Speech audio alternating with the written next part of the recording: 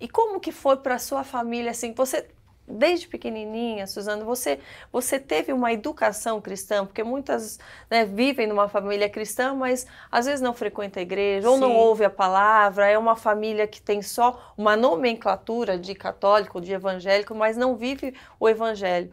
Você vivia e presenciava o evangelho na sua casa? Desde pequenininha já batizei na bebezinha, já cresci no berço evangélico. Você era de família católica ou evangélica? Evangélicos. Evangélica? Aham. Mas você batizou pequena? Com 3 meses é a tradição da doutrina, batizar quando Ah, lá criança. era de bebezinha. Aham. E daí você ia na igreja com a Sim, família, depois foi crescendo na igreja. exatamente. E você, enfim, você começou a sua adolescência, você chegou a ter, a gente vê muitos com crise de Sim. identidade a partir da adolescência. Hoje em dia, cada vez mais cedo, a gente está Uhum. vendo, né, na sociedade, isso sendo normalizado e cada vez mais antecipado, né? Sim, cada vez normalizando mais, É. né? Como que foi para você o primeiro contato, o primeiro namoro, que eu sei que você namorou primeiramente um menino. Sim, mas só que quando eu ainda na infância, eu tive o meu primeiro beijo lésbico, Já na já infância? na Com que infância. idade? Eu não me lembro, mas era bem novinha, na faixa de uns 10 por aí. E, Aí, ali você sabia que era não, algo diferente ou foi levado uma numa brincadeira, foi uma brincadeira? brincadeira. Eu estava dormindo na casa dessa pessoa, né, que também era da mesma idade que eu, e ela me falou pra mim, a gente dormia junto, né, era criança, e ela me disse assim, vamos brincar de namorado? Aquilo me soou estranho, mas só que eu deixei levar. Mas só que naquele momento eu não gostei. Foi sentir nojo por ser o primeiro toque ali, né, Uhum, beijo e tal. Não gostei mas só que ali pode ter sido plantada uma semente, né, por uhum. mais que eu não tenha gostado. E depois eu tive também um trauma na minha pré-adolescência, que eu também não gosto muito de comentar, mas tive um trauma onde eu vi o homem como perigo para mim. E Uhum. eu creio assim que tudo que aconteceu pode ter sido tipo eu querer me tornar homem como defesa. Sim, tipo um abuso, algo É, assim que você sim, sofreu e que você se viu indefesa e falou, não, sim, eu não quero ser o lado sensível da história, exato. né? E depois eu tive, né, relacionamentos com homem, mas só que na época do colégio eu tinha uma professora que ela chamava a minha atenção. Mas só que até então eu não identificava que era aquilo, porque era uma amizade fora do comum, porque naquela fase eu não identifiquei, tenho desejo por mulher. Uhum, Aí mas só que era muito estranho, porque eu queria muito vê-la. Tipo assim, o dia que eu teria aula com ela, eu queria me vestir melhor, eu não uhum. ansiava para vê-la, né? E aquilo foi estranho, mas depois engatei em namoros, né, heterossexuais, e até que chegou o ponto de eu me interessar e identificar que eu estava mesmo tendo um desejo por uma mulher. Então, nessa primeira fase, assim, você tinha abertura para conversar com a sua mãe, enfim, ou com seu pai? Como você tinha pai e mãe presente?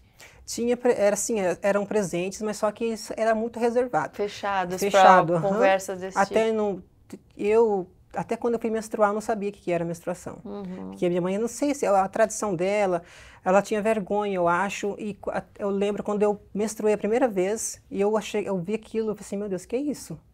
Aí uhum. fui conversar com ele, com a minha mãe, com a minha irmã, mãe, eu acho que estou doente.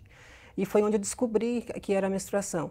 E eu cresci com bloqueio à menstruação, porque Uhum, eu cresci vendo que a menstruação era uma coisa, né, que não era normal, pelo sim. fato de ter escondido isso de mim. Uhum, E eu criei um bloqueio, eu odiava menstruar e tudo levou depois no final eu entender que, né, e depois quando eu voltei, depois de toda a transição, quando eu fui destransicionar, eu orei para Deus a minha aceitação para eu voltar a menstruar, porque quando eu tomava hormônio eu não menstruava mais. uhum. E para voltar eu orei, Senhor, eu preciso da minha aceitação. E hoje eu lido isso na maior tranquilidade. É.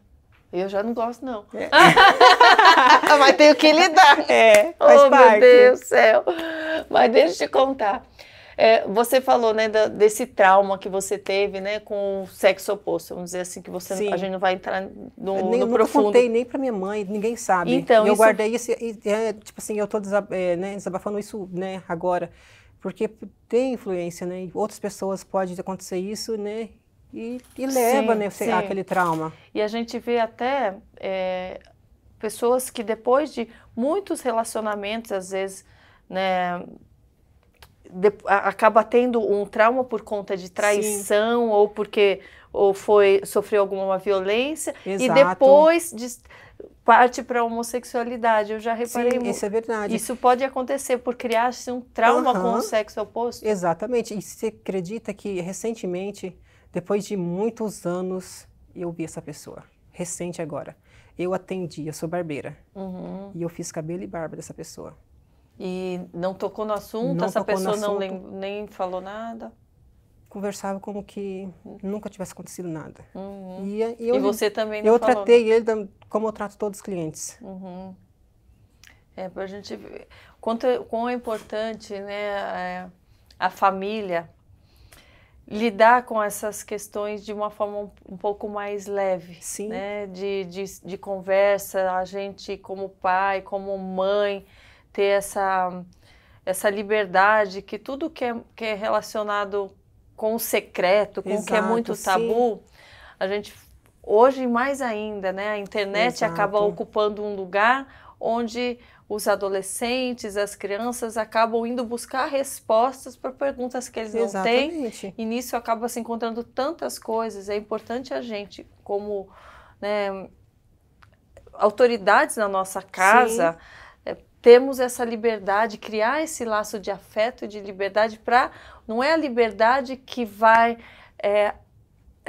como que eu digo, deixar com que ele viva tudo, sim, mas que eles tenham conhecimento das coisas que existem, para que a gente tenha um direcionamento bíblico do que é, quais são os padrões que Deus desejou para nós, que Ele desenhou, que Ele estipulou, para que as pessoas vivam em paz. Porque eu sempre falo, muitos acham a Bíblia enxergam a Bíblia como algo que vai nos limitar, algo que vai nos podar, que vai tirar a nossa alegria, o nosso prazer. Não é bem assim, né? E essa é a diferença, porque o prazer tudo que está fora da Bíblia e que pode nos dar um prazer, é um prazer momentâneo, é um prazer que vai levar uma perdição, por caminhos errados e que não vão trazer paz. Isso é verdade. Né? E você mesmo tendo conhecimento assim, da palavra, você ficou com aquele sentimento que você entendeu que você teria que viver aquele desejo que você estava tendo. Como foi para você lidar com os teus próprios pensamentos, o teu emocional? Porque eu acredito que é um duelo, né, da mente. Exatamente, Karina, foi tão difícil para mim aceitar. Eu estava num namoro de quase 4 anos e eu me peguei ali apaixonada por uma colega minha de trabalho. E quando eu tive aquele sentimento, eu gosto dessa mulher, foi muito difícil. Eu chorei horrores, eu debruçava no volante do carro, chorava quando ninguém estava me vendo. E uma vez eu liguei para minha mãe, disse: mãe, ora por mim, porque eu estou com um problema muito sério, mas eu não consigo contar para a senhora. Mas só que eu não tinha coragem de falar: mãe, estou gostando de uma mulher. E eu fui, né, empurrando com a barriga aquele desejo. E chegou ao ponto que eu falei assim: eu vou abrir mão. Parei de ir para a igreja e foi onde eu falei assim: eu preciso descobrir. Seu namorado da época, você chegou a falar algo? Depois. Depois. Aí, só que daí eu também não tive coragem de declarar para essa moça que trabalhava comigo. Eu gostava dela, só que eu não tive coragem. Também hoje, assim, você olhando, você talvez percebe que fosse uma admiração ou algo assim que você foi alimentando? Sim, eu creio. Porque todo mundo fala, né, mas o amor, a gente tem tantos tipos de amor. Exatamente. Nem tudo é preciso viver de forma carnal, né? Exatamente. A gente vê que é um amor de mãe, amor de irmã, amor de amiga. A gente pode estar admirando, né, amor até né, as pessoas que admiram um cantor, uma cantora, às vezes cria-se nisso. Eu acredito que é uma ilusão do desejo, mas eu queria que você falasse, porque eu nunca passei por isso, então eu não posso afirmar que é isso, né? No seu caso, você acha que poderia ter sido isso? Naquele momento, Karina, era um desejo assim que para mim, eu dizia, né, que era mais forte que eu. Mas hoje, né, depois de voltar atrás, eu já penso de forma diferente. E quando nessa fase, eu fui ficar com a mulher que não era aquela mãe que eu disse pra você que eu tava gostando. E falei assim, não, preciso descobrir se é isso mesmo que eu quero. E fui, fiquei com uma pessoa, não era quem eu gostava. E nisso, depois, em seguida, eu me apaixonei por uma mulher, verdadeiramente. Aí nisso eu ainda tava com o rapaz, né, eu ignorava ele. Aí chegou um ponto que eu cheguei nele, a gente tinha vindo de um passeio. Eu ali, ele do meu lado dentro do carro, eu comecei a chorar e falei para ele assim, eu tenho uma coisa muito séria para te contar. Eu não aguento mais mentir para você, eu não aguento mais mentir para minha família.